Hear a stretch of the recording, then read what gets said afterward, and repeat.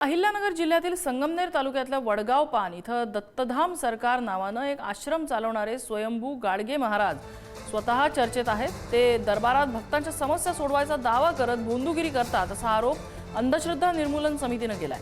आर्थिक शोषण आणि भोंदूगिरीचा आरोप त्यांच्यावर करत कारवाईची मागणी करण्यात आली आहे। मात्र या स्वयंघोषित गाडगे महाराजांनी स्वतःवरचे सगळे आरोप फेटाळून लावले।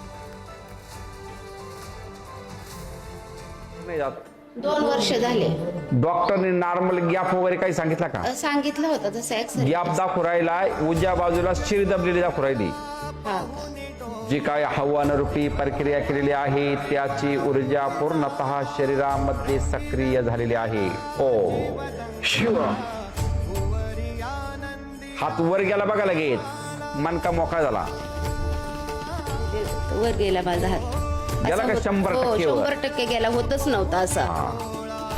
परत एकदा चेक करा।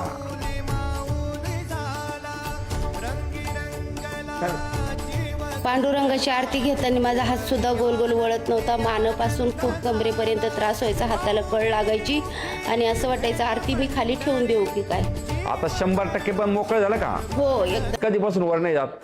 दत्तधाम सरकार ह्या आश्रमात गडगे बाबा जे काही तिथे भोंदूगिरी चाललेली आहे, अनेक लोकांच्या महाराष्ट्रभरातून तक्रारी आहेत आणि ते अगदी असाध्य आजार म्हणजे कॅन्सरसारखा आजार मी बरा करतो, ज्यांना मूलबाळ नाही अशा लोकांना मूलबाळ देतो, ज्याला पाय नाहीत अशांना चालायला लावतो, अशा प्रकारचे अनेक दावे जे करतात आणि यूट्यूबद्वारे ते त्याची जाहिरात करतात। लोकांकडून मोठ्या प्रमाणात आर्थिक शोषण सुद्धा ते करतात।